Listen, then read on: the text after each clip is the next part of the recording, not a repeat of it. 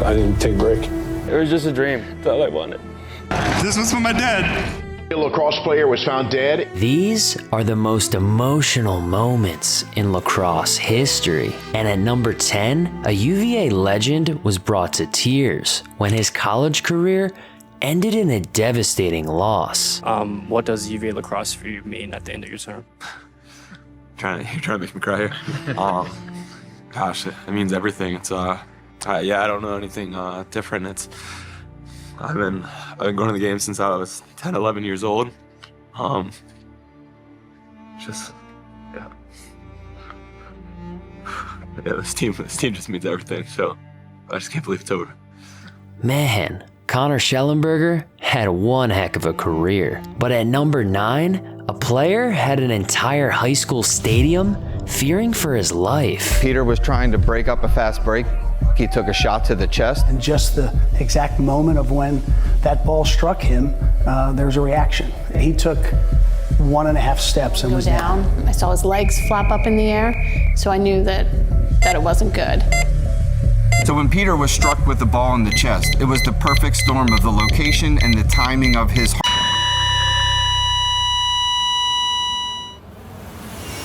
It felt like an out-of-body experience, honestly, being there, watching it all, knowing that there was a chance he wasn't going to make it. Fortunately, the AED was on site on the sideline. Powered on, the pads placed on Peter's chest, and the shock delivered in less than 1 minute and 30 seconds.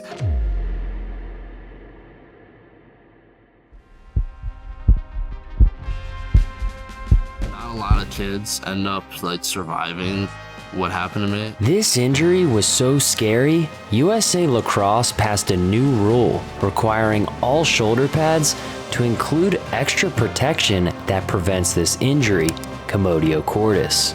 And thankfully, Peter Laake survived and is committed to play college ball at Maryland. Man, you gotta respect this kid's story.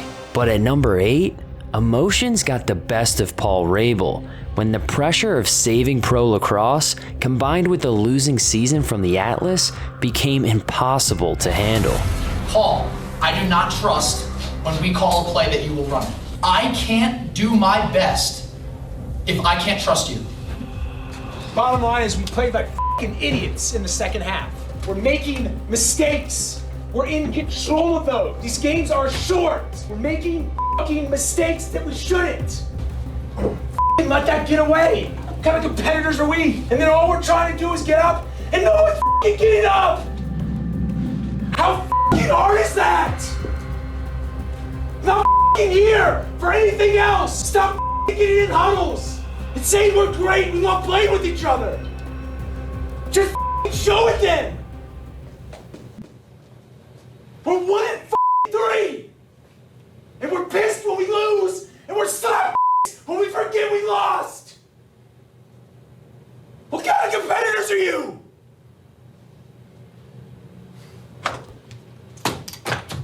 But all that frustration was just hiding some deeper pain. There's a thought in my head right now that's like, and I don't really care about playing, and like, I don't know if I'm cut out for this.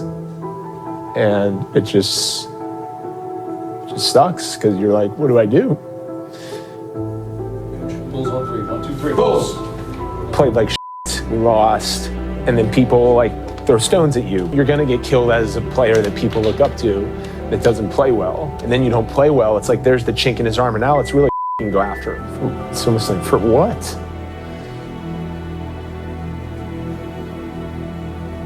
I don't know, talk. I didn't take a break. Man, bro was going through it. But you know what? It could always be worse, because one of the greatest lacrosse players ever was paralyzed in a freak accident.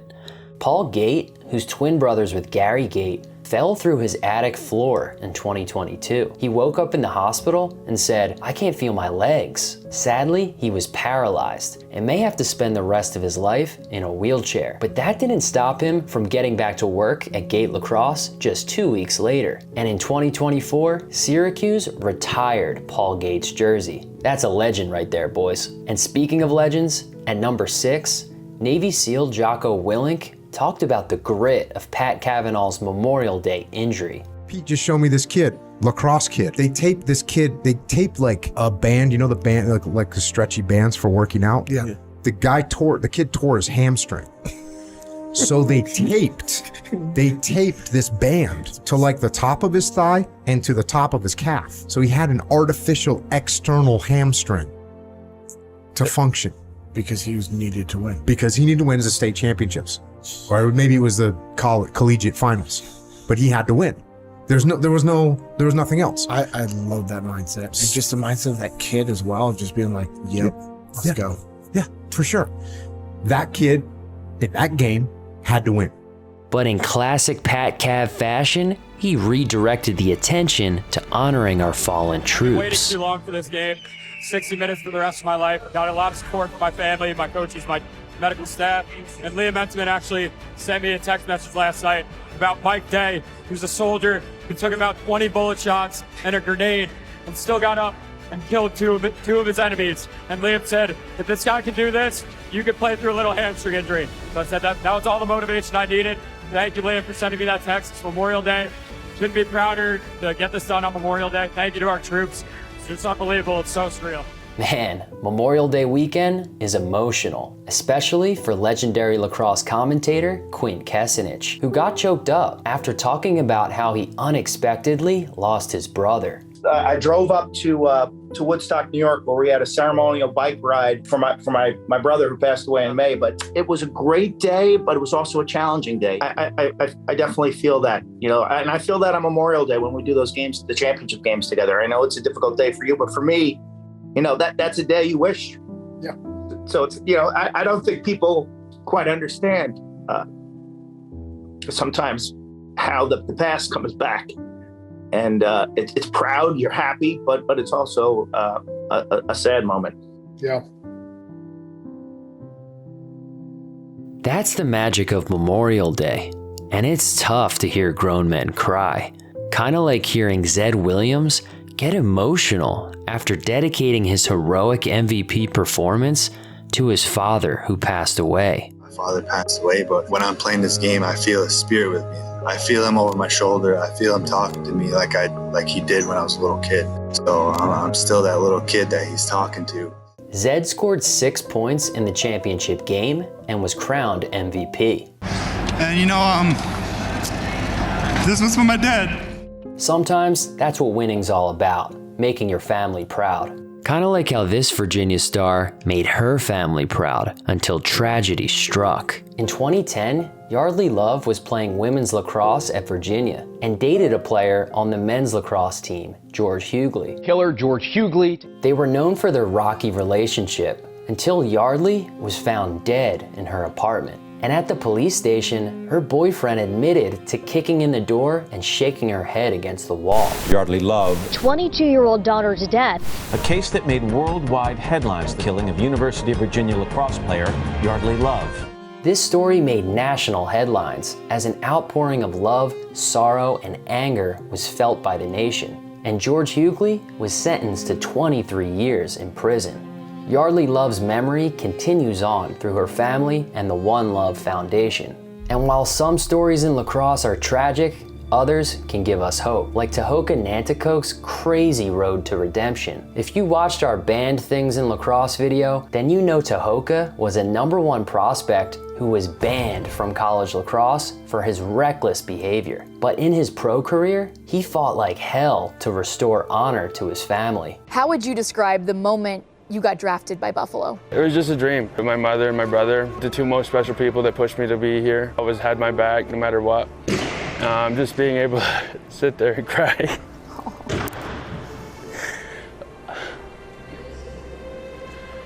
That's all I wanted.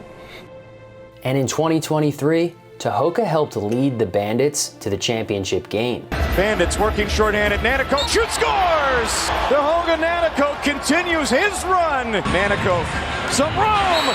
Won't miss from there. Nanticoke. What do you think a championship means to those fans in Buffalo, Southern Ontario, and Bandits fans in the whole territory? I know what it means for me.